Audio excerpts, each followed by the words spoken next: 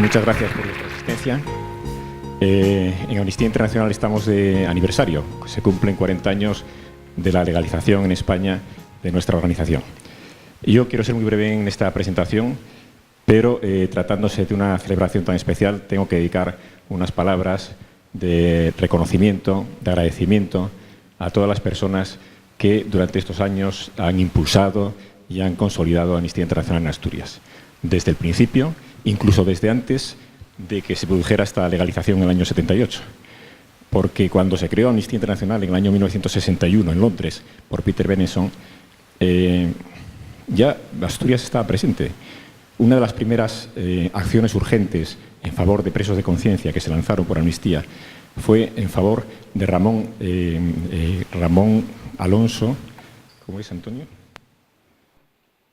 Ramón Álvarez Palomo, dirigente anarcosindicalista asturiano, que entonces exiliado en Francia, fue detenido por orden de las autoridades franquistas y fue liberado.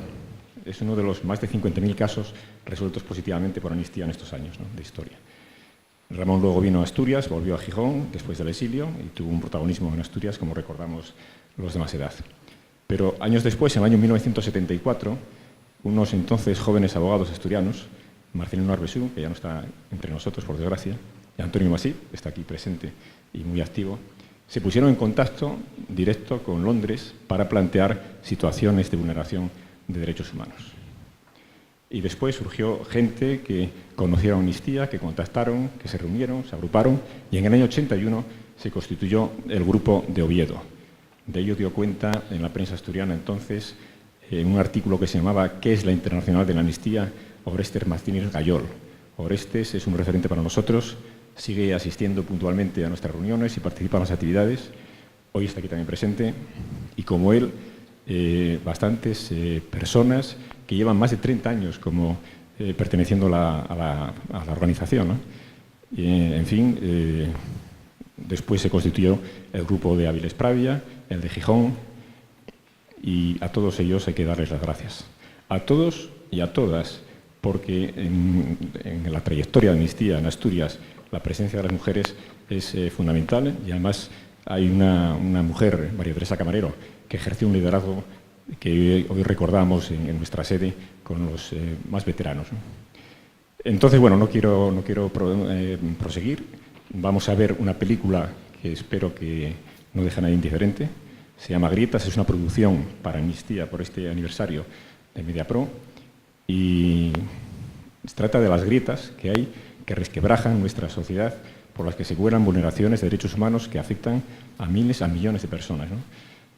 Después de la proyección va a haber un coloquio, una charla coloquio, que será dirigida por Montserrat Martínez, la periodista asturiana que conduce el programa del tren de la RPA, con Esteban Beltrán, nuestro director. Esteban Beltrán ha querido venir hoy para estar con nosotros. Esteban es el director de Amnistía Internacional de España, de la sección española, desde el año 1997, y es un experto en derechos humanos reconocido internacionalmente con gran experiencia, ¿no? Seguro que va a tener cosas muy interesantes que decirnos. Y nada más, os invito a ver la película y luego quedaros al coloquio. Y de verdad, de todo corazón, muchas gracias a todas las personas que nos apoyáis, porque el apoyo es fundamental para Amnistía. Somos una organización que nos sostenemos exclusivamente con las aportaciones de las personas, no aceptamos subvenciones para no perder independencia, y la acción masiva de las personas que se aproximan a Amnistía es lo que realmente provoca nuestra fuerza, ¿no? Esa movilización masiva. Así que los que queráis aproximaros a nosotros, pues seréis bienvenidos, y como decimos en Amnistía, el mundo puede cambiar, pero no va a cambiar solo.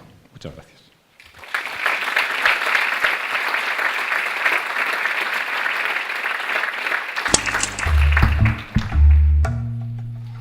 Yo tenía una vida normal y de repente me quedo sin trabajo, sin dinero, sin casa y con 3 niñas. No vi otra opción y tuve que ocupar una vivienda. He venido aquí para buscar mi vida y sin embargo encuentro con eso. Quand je perds ce doigt, je ne devrais pas rester. La seconde menace, je vais perdre la vie du bâtiment. El primer bofetón sí lo tengo muy marcado. Me llevé yo el bofetón y pedí yo perdón. ¿Y piensas, habré hecho algo para que él actúe así? Mi padre era de la UGT. ¿Lo han matado por tener una idea o por qué? Si coincide con tu ADN ya está, te lo van a devolver dentro de poco. A mi marido le mataron en el 2000. Cuando uno habla de su historia, significa volver al escenario de la pesadilla, ¿no? La tortura, cuando la cuentas de verdad, se cura, ¿no? Pero es difícil. Queremos honestidad, implicación y soluciones.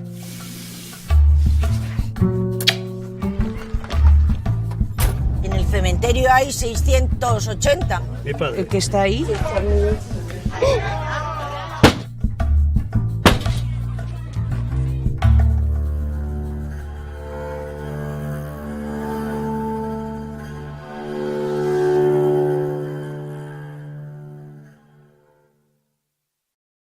Muchísimas gracias por estar aquí esta tarde-noche tan importante. Gracias también a Esteban Beltrán, por haberte acercado a Asturias. Sé que la agenda es muy amplia para ti, muy rellena de cosas, y estar aquí para nosotros es muy importante. De verdad, bienvenido a Asturias. Muchas gracias. Muchas gracias, un placer. Hay muchas grietas, no solamente 5, ¿no? No, hay más, pero estas son muy importantes. No han sido resueltas, ¿no? Y representan violaciones de derechos humanos, pero si veis en la película, lo más importante es que se centran en casos y en realidad los héroes y heroínas que salen aquí, ¿no? Esto es lo que a mí me impresiona, ¿no?, de la película. Por ejemplo, esos trabajadores sociales del EPE, ¿no?, que están ahí, los trabajadores sociales del EPE, ahí, que llevan años, o por ejemplo los que trabajan en la plataforma de afectados por hipoteca, o las dos mujeres víctimas de violencia de género que se empeñan en seguir, ¿no? La película yo creo que muestra las grietas, pero muestra también la determinación de mucha gente para cambiarla, y eso es lo que a mí me gusta de la película. La valentía, sobre todo, ¿no? Sí, la valentía y las ganas de cambiarlo, ¿no? El caso de la Ascensión, por ejemplo, Mendieta, una persona extraordinaria, digamos, es la que ha conseguido, no parece tan claro en el documental, pero es la primera persona que ha conseguido que el caso de su padre fuera levantado judicialmente, ¿no? O sea, que fuera decidido por un juez, ¿no?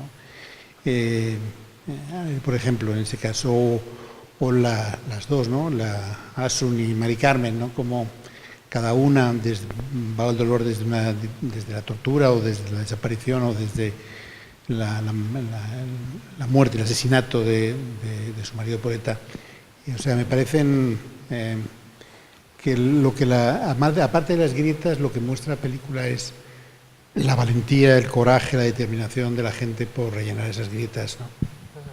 ¿Qué es lo que ha querido, Esteban, mostrar Amnistía Internacional con este documental, con Grietas? Porque ya son 40 años de trabajo.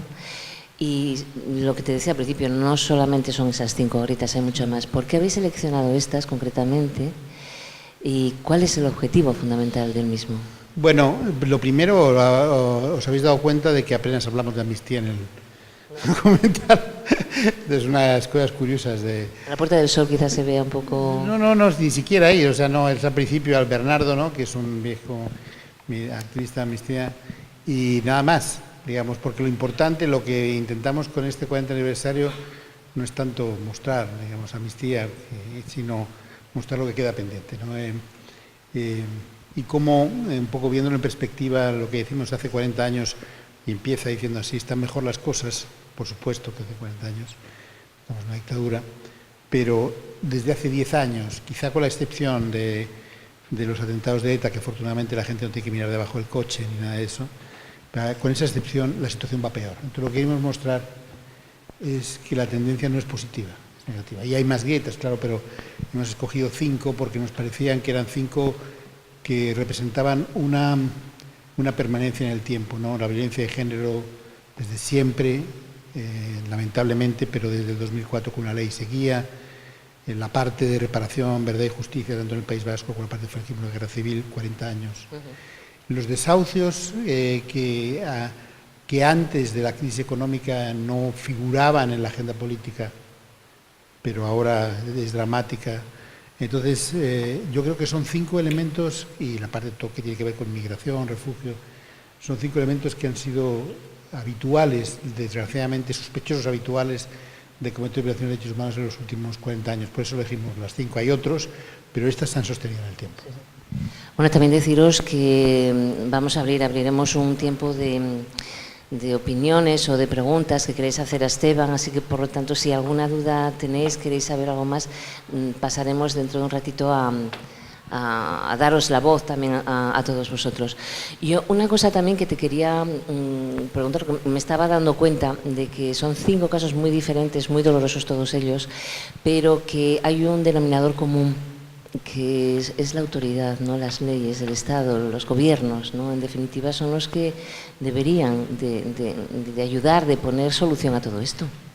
Bueno, por eso es la responsabilidad, ¿no? O sea, por ejemplo, cuando ves España, por ejemplo, es el único país del mundo que delega, el único que conozcamos que delega en los familiares la exhumación de las fosas, pero no hay, el Estado no aparece en ninguna parte, ¿no?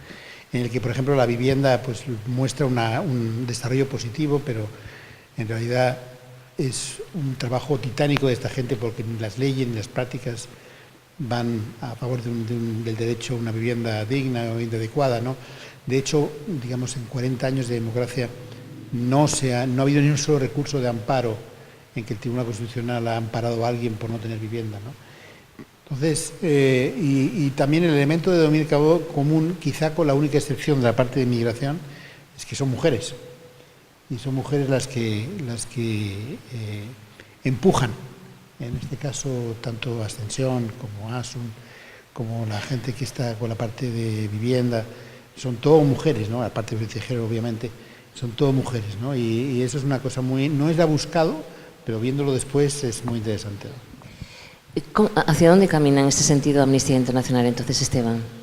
¿Cómo vais a trabajar? ¿Cómo vais a seguir trabajando con estas grietas para ver si, no sé, si en 2019 podamos hacer otro documental con una casa sin goteras? No sé, yo creo que la casa siempre va a tener goteras. Yo creo que la casa siempre va a tener goteras, porque además, pero siempre aspiramos a desaparecer, ojalá pudiéramos, ¿no? Pero lo vamos diciendo de aniversario en aniversario y al final uno se queda convencido de que nunca vamos a desaparecer. Pero la casa va a tener goteras. El problema, la cosa es, ¿vamos a mejor o vamos a peor? Y esto es lo que tenemos que cambiar, que tiene que cambiar el sentido, ¿no? Y Amnistía Internacional en el fondo no es más que la gente, ¿no? Entonces, por eso el futuro no está escrito, depende de la gente. El problema de la vivienda no era un problema de derechos humanos, ahora sí lo es, en parte por lo grave que es, pero también por la implicación de la gente. El año 2005 recuerdo que sacamos la primera investigación sobre víctimas del franquismo y la guerra civil, y eso sonaba a algo raro y exótico y hoy, sin embargo, está en la agenda política y en la discusión. O sea, no hay, yo creo que depende, el futuro depende de nosotros, no está escrito. Y aunque ahora estamos en una época difícil, también es verdad que podemos ver que se pueden cambiar las cosas, ¿no? De hecho, esta película, si tú ves, excepto en la parte de migración, que es un poco más dramática y difícil, ¿no? Y la parte de fugas, en realidad muestra que se pueden cambiar las cosas y que se pueda avanzar. Yo espero que no tengamos que hacer más documentales, pero habrá que verlo. En cuanto a este tema de migración que tú estabas comentando, a mí me impresionó muchísimo los incendios, ¿no? Que yo no sabía que se producían esa cantidad de incendios al año, parece ser, con todo lo que conlleva, ¿no? Y se siguen construyendo otra vez ese tipo de chabolas sin que los ayuntamientos y los gobiernos lo quiten, ¿no? ¿Es tan difícil eso? No. O sea, lo hace el trabajador social, ¿no? Cuando dice, aquí hay un edificio que está vacío y que podríamos tener a toda esta gente que trabaja, ¿no? Pero claro, eso significa todo un esfuerzo porque trabajan en condiciones dignas la gente, ¿no? Lo estamos viendo con las temporeras de Huelva, lo estamos viendo con otras cosas, ¿no? Realmente hay una parte de trabajo muy precario, muy precario y de condiciones lamentables y creo que, y además que la gente pierde su vida en los incendios cada 2 por 3. O sea, cuando ves desde arriba, ¿no? Como desde el dron todo cómo se quema ahí, la gente pierde todas sus pertenencias, ya perdió sus pertenencias al venir para acá, pierde las pertenencias que tiene acá y está en una situación precaria, ¿no? Esto, o sea, las chabolas, los plásticos, todo eso muestra la debilidad de la gente ante el abuso. Entonces, si hubiera lugares donde pudieran dormir, eso significaría posibilidad de certeza, de contratos y una legalidad que protegería a las personas que están en peores condiciones. Y Amnistía Internacional, ¿cómo es tratado por el Estado? Es decir, vosotros estáis presentando firmas, hay campañas de recogidas de firmas, que los medios de comunicación también estamos recogiendo. Cuando hacéis todo ese trabajo, ¿cómo os sentís tratados cuando estáis reivindicando tanto derecho humano? Bueno, pues si tienes una perspectiva más digamos, más de España, más fuera de España, pues Amnistía en estos momentos vive épocas complicadas de presión, ¿no? Hemos tenido al presidente de Amnistía y a la directora un año y medio encarcelados en Turquía. Tenemos en Hungría a la directora de Amnistía y la oficina de Amnistía acosada porque se niega a cumplir con una ley injusta de las ONGs del gobierno húngaro. Recibimos, hay muchos casos, hace poco un investigador de Amnistía fue a documentar cómo Israel había cometido crímenes de guerra en Gaza y fue torturado y detenido por la policía palestina. O sea, somos defensores de derechos humanos y por lo tanto hay veces que se ponen riesgos. Además, Amnistía ahora mismo está mucho más en el terreno, mucho más con la gente. Por lo tanto, vivimos una época complicada, aunque realmente la época más complicada la viven los defensores que están locales, ¿no? Vivimos una época en que los defensores de derechos humanos, aquellos periodistas o trabajadores de ONGs o activistas que se juegan la vida por denunciar lo que ocurre, pues están sometidos a presión y amenazas e intimidaciones, ¿no? Esa es la época que vivimos. Bueno, si alguien quiere coger el micro, que anda por ahí suelto, y mira, no sé quién lo tiene. Dime. Sí. Porque seguramente querréis preguntar a Esteban alguna que otra cosa. Sí. Es Antonio. ¿Se te oye bien, Antonio? Tiene una voz de barítono, así como... Hay suficiente... No, muchísimas gracias, no, porque me despista el micrófono. Yo quisiera felicitar por la constancia, porque es desde luego admirable lo que ha hecho Amnistía Internacional. No ya digo nuestro país, que representa muy bien, sino lo que ha hecho en el mundo en favor de la libertad de los presos de conciencia. Recordaba Ignacio Bernardo desde el estrado cómo en 1974 Marcelino Arbesú, tristemente fallecido, y yo nos dirigimos a Londres con un informe que yo quisiera recordar aquí, que fue sugerido, creo que fue sugerido, no lo puedo afirmar con absoluta rotundidad, pero creo que fue sugerido por Antonio Beristain, jesuita, que había sido profesor mío en Deusto y que se había trasladado de titular de Derecho Penal a la Universidad de Oviedo, y nos dijo que aquellos sufrimientos de 35 personas en las cárceles del Coto y la llamada modelo de Oviedo debía de ser conocido mucho más internacionalmente. Y efectivamente, escribimos aquel informe. De las 35 personas, 32 no tenían comunicación con sus familiares. Es inimaginable hoy para muchos jóvenes abogados que eso pudiera ocurrir, pues ocurría. Ocurría en aquellos finales del tardofranquismo. Y resulta que aquel informe que yo le entregué a don Gabino Díaz Merchán aquí en Oviedo, que se portó extraordinariamente bien, el arzobispo entonces, y también después a Amnistía Internacional, o simultáneamente a Amnistía Internacional, motivó que de Londres llegase una primera ayuda, una ayuda muy modesta en las cifras que hoy nos podemos mover, pero una ayuda simbólicamente muy importante, que como Marcelino y yo éramos abogados de banco, pudimos cubrir para que una persona, un César Fernández, en el barrio de Santa Marina de Mieres, pudiese recibir aquella ayuda de Amnistía Internacional.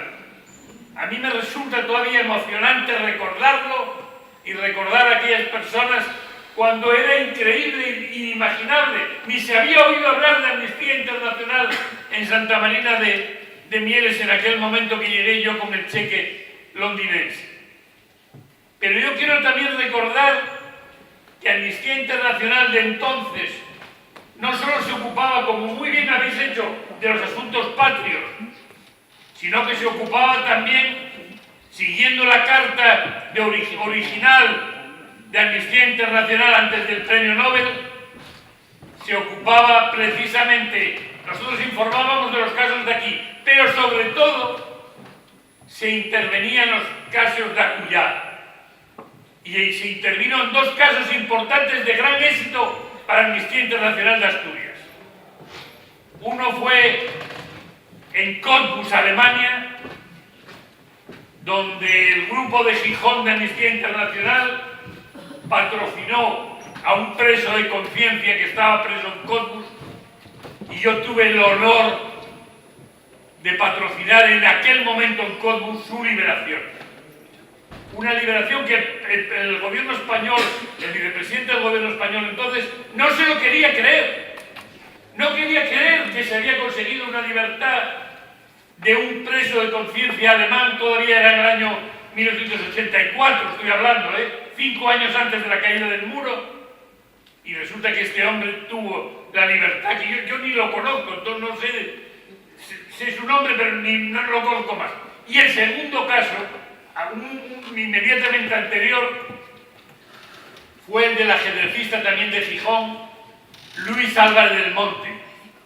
Luis Álvarez del Monte estaba preso en Uruguay, en Montevideo, y se consiguió una acción internacional importantísima de Amnistía Internacional para liberar a Luis Álvarez del Monte y conseguir que toda su familia se reinsertase en Canadá. Y yo quiero deciros, amigos, que han pasado muchos años, pero me alegra infinito que sigáis así y adelante. Gracias, Antonio. Muchas gracias. Muchas gracias. Sí. Hola, buenas noches. Mire ustedes, yo quisiera saber cuál es la postura de Amnistía Internacional ante el problema de los que no somos católicos, que somos ateos. Yo no soy agnóstico, soy ateo.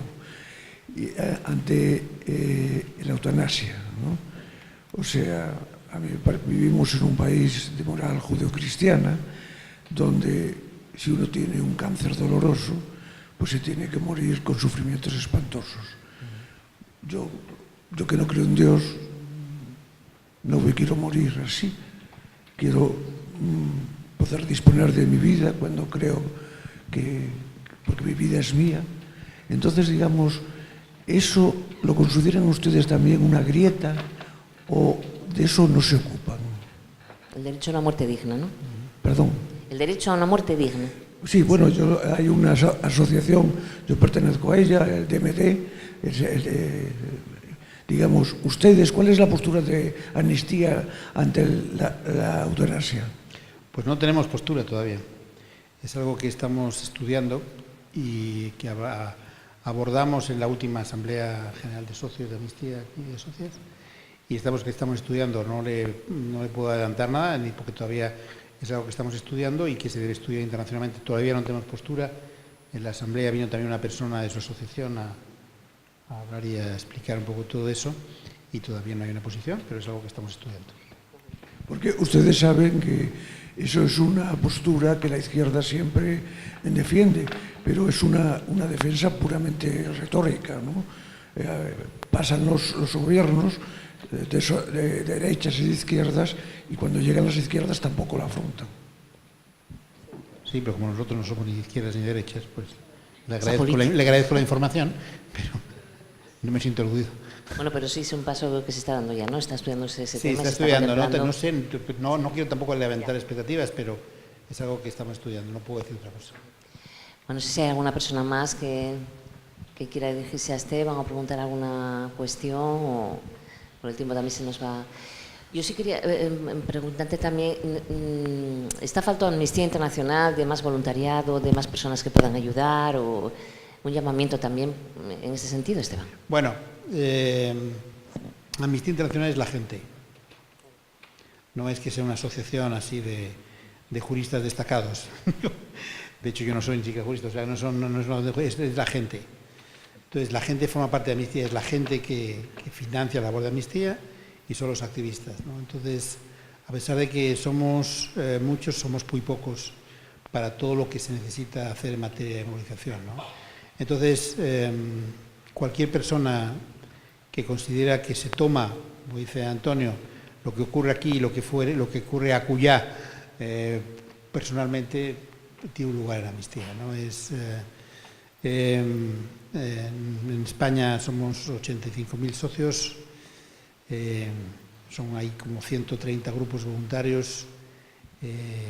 Una de las cosas que estamos más orgullosos, por ejemplo, es también de lo que llamamos los escuelas por los derechos humanos. Hay como 400 y 500, casi 500 institutos, ¿no?, que trabajan por derechos humanos dentro de Amnistía, de gente muy joven. Así que cualquiera que tenga interés, cualquiera que tenga ganas, pues venga con nosotros, porque al fin y al cabo Amnistía es la gente y la forma de, como decía Antonio y otra gente, la forma de mantener la constancia es tener gente. Así que somos más, pero somos todavía pocos. Y aunque no lo parezca, se consiguen cosas, ¿no? Se van subiendo peldaños, como se suele decir. No, claramente, o sea, me hacía gracia lo que Antonio está hablando, porque una de las razones por las cuales yo me quedé en Amnistía, cuando empecé, fue que trabajaba en un grupo que escribíamos sobre un preso que estaba detenido en un país que no existe, la República Democrática Alemana, ¿no? Y entonces escribíamos en castellano porque nadie de nosotros hablaba inglés, por supuesto no digamos ya alemán.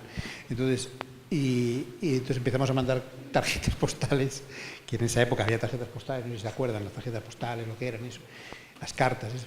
Entonces, y empezamos a mandar, y ante nuestra sorpresa, este señor que estaba detenido, este chico, un chico joven, estaba detenido por intentar saltar el muro, nos empezó a contestar, ¿no? Y pues, pero nos está contestando en alemán, ¿no? Entonces, bueno, seguimos inteligentemente respondiendo en castellano hasta que este chico empezó a aprender castellano para comunicarse con nosotros y finalmente salió libre, ¿no? Esa fue la razón. O sea, uno se queda a las cosas porque cree que es útil, porque cree que es eficaz, porque cree que al final cambia la vida de alguna gente. Y eso es lo que me hizo quedarme en Amnistía y lo que me hace quedarme en Amnistía ahora. Bueno, pues agradecemos mucho tu presencia, Esteban. Muchísimas gracias. Y si no queréis nada más, cerramos aquí este acto tan importante. Gracias por venir. 40º aniversario. Gracias.